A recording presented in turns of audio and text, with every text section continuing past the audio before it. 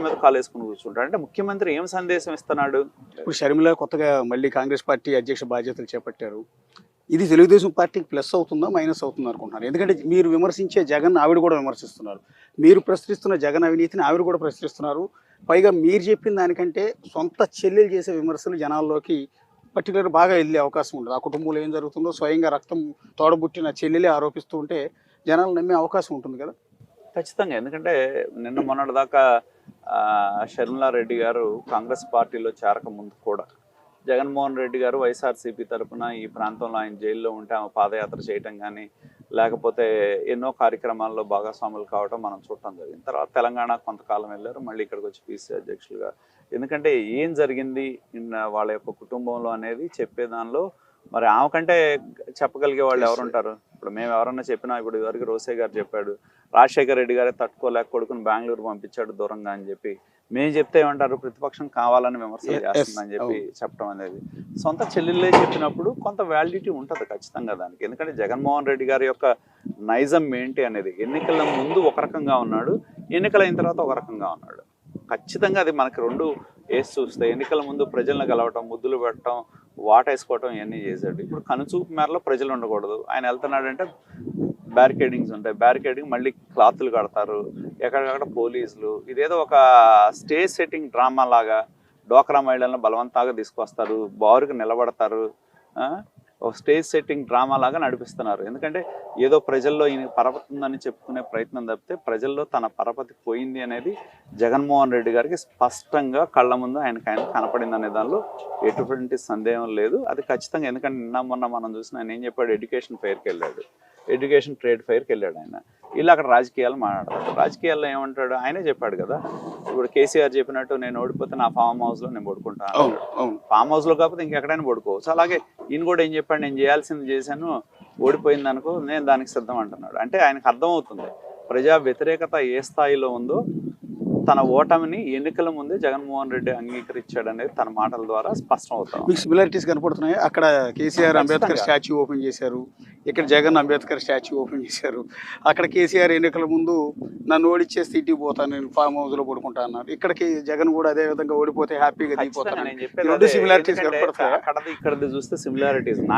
నాయకత్వం ఎంత అసహనంతో ఉన్నారు అనేది తెలంగాణ నాయకత్వాన్ని ఎన్నికల ముందు మీరు చూసిన కేటీఆర్ వ్యాఖ్యలు కానీ కేసీఆర్ వ్యాఖ్యలు కానీ ఇవన్నీ చూసినా, అలాగే ఇక్కడ జగన్మోహన్ రెడ్డి, సజ్జల రామకృష్ణారెడ్డి ఇతర నాయకుల వ్యాఖ్యలు చూసినా ఖచ్చితంగా అర్థమవుతా ఉంది. ఎందుకంటే నాకు అర్థం కాని ఏంటంటే జగన్మోహన్ రెడ్డి దగ్గర ఒకటే, తనను విభేదించిన వాళ్ళు సొంత చెల్లెైనా పర్లేదనేది. ఎందుకంటే వాళ్ళ నాయకులు దిగజారి సొంత చెల్లెల్ని ఇష్టం వచ్చినట్టు మాట్లాడుతుంటే, ఎందుకంటే మా బొట్టాళ్ళు మాట్లాడంటే నన్ను మాట్లాడమన్నా కూడా మేము రాజకీయాల్లో కొన్ని విలువలతో వచ్చాం కాబట్టి కొన్ని పరిమితులు లోబడి సిద్ధాంతాల పరంగా విభేదిస్తాం, సిద్ధాంతపరంగా మాట్లాడతాం. కానీ సొంత చెల్లెలైనా తనను విభేదించింది కాబట్టి తనని దిగజారి తన పార్టీ నాయకులే తనని రక్తం పంచుకున్న చెల్లిని మాట్లాడుతూ ఉన్నాడంటే మరి జగన్మోహన్ రెడ్డి ఆ స్థాయిలో ఉన్నాడు అంటే ఇక దాన్ని బట్టి జగన్మోహన్ రెడ్డికి ఆయన భార్య తప్పితే ఇంకెవరూ లేరు అనేది. ఇక ఆయన వాళ్ళిద్దరు తప్పితే ఇంకెవరు కాదు. ఎవరు ఏమైనా పర్లా, తల్లి ఏమైనా పర్లా, చెల్లి ఏమైపోయినా, జనం ఏమైపోయినా పర్లా,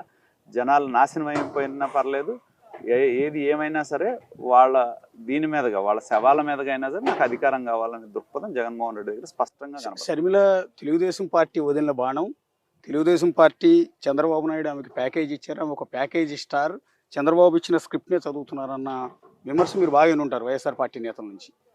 నిజమా? ఆ లింక్ ఎక్కడన్నా కలుస్తుంది? ఏంటంటే అసలు కాంగ్రెస్ పార్టీలో పిసిసి అధ్యక్షురాలుగా తెలంగాణలో ఆమె పోరాటాలు చేసింది, కాంగ్రెస్తో కలిసి పనిచేయాలనుకున్నారు. అక్కడ ఉన్న కాంగ్రెస్ పార్టీ ఏదైతే ఉందో కాదు, ఆమె అక్కడ ఉంటే బాగుంటుంది అనేది ఒక నిర్ణయం చేయడం జరిగింది. చేసిన తర్వాత వాళ్ళు మాట్లాడుకున్న తర్వాత ఆమె కొంచెం లేటుగా జాయిన్ అయ్యారు తప్పితే ఎప్పుడో కాంగ్రెస్ పార్టీలో జాయిన్ అవుతుంది అనేది కొన్ని నెలల ముందే, తెలంగాణ ఎన్నికల ముందే ఒక నిర్ధారణకు వచ్చారు. ఇవాళ కొత్తగా వచ్చేది ఏంటి, అసలు కాంగ్రెస్ పార్టీకి తెలుగుదేశానికి సంబంధమే లేదు, ఎటువంటి సంబంధాలే లేవు అందులో. కాబట్టి ఇదేంటంటే ఇక ఆయన ఏమి చెప్పాలో అర్థం కాక ఇదేదో. ఎందుకంటే నాకు కొంతమంది మిత్రులు రకరకాల సందర్భాల్లో కలిసినప్పుడు చెప్తా ఉంటారా, జగన్మోహన్ రెడ్డి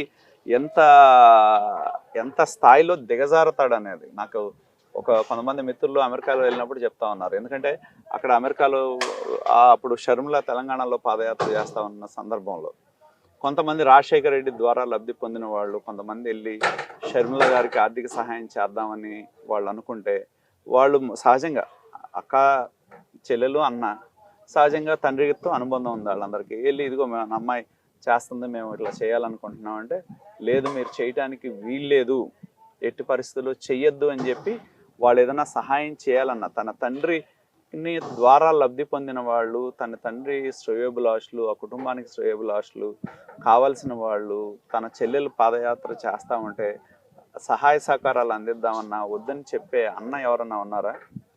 ఉంటారా ఎవరైనా? అవును. కానీ ఒక జగన్మోహన్ రెడ్డి ఉంటాడు. మరి దాన్ని బట్టి ఆయన ఏంటి, ఆయన యొక్క ఆలోచన దృక్పథం ఎలా ఉంటుంది అనేది చాలా స్పష్టంగా మనకు కనపడతా ఉంది.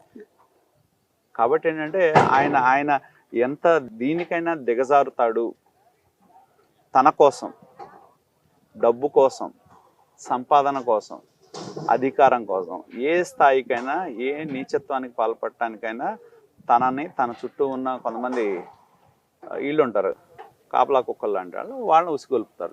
సహజం అది. చివరిగా ఒక మాట, బేసిక్గా తెలుగుదేశం పార్టీలో టాప్ 3 లేకపోతే టాప్ 5 లీడర్లు ఎవరైనా ఉన్నారంటే అందులో ధూళిపాళ నరేంద్ర పేరు ఖచ్చితంగా ఉంటుంది. తెలుగుదేశం పార్టీ పెద్ద తలకాయ ఎవరైనా ఉంటారు ధూళిపాళ నరేంద్ర.